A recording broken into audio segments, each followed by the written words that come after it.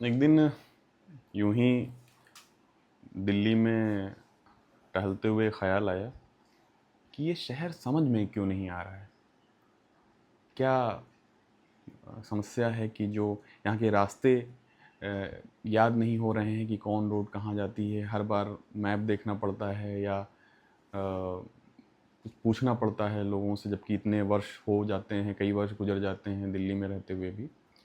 तो शहर समझ में कैसे आए, तो यूँ ही ख्याल था, एक बात है आपसे साझा करूँ सोचा कि शीर्षक है कि शहर को समझना। कोई भी शहर हो सकता है। कभी ठहर कर भागते हुए शहर को देखिए, शहर समझ में आने लगेगा।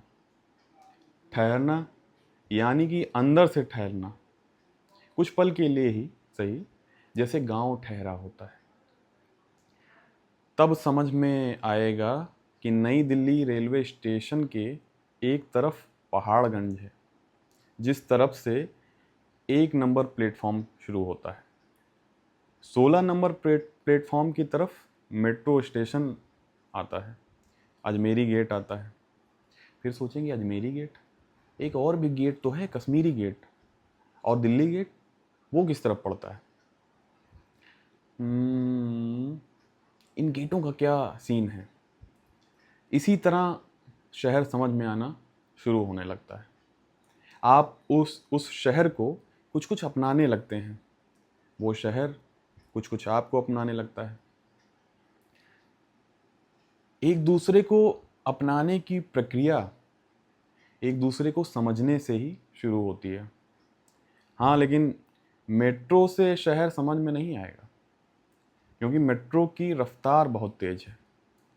और किसी को समझना हो तो ठहरना पड़ेगा, या कम से कम रफ्तार तो धीमी करनी ही पड़ेगी। नहीं तो आपको लगेगा, यानी कि जब मेट्रो से आप यात्रा करेंगे तो आपको लगेगा कि चांदनी चौक अलग कहीं है और लाल किला अलग और जामा मस्जिद कहीं अलग है। कदमों से चलिए शहर में, ठहरिए अंदर से, तब शहर समझ में आएगा। ऐसे ही कुछ इंसान भी शहर जैसे होते हैं, भागते हुए से।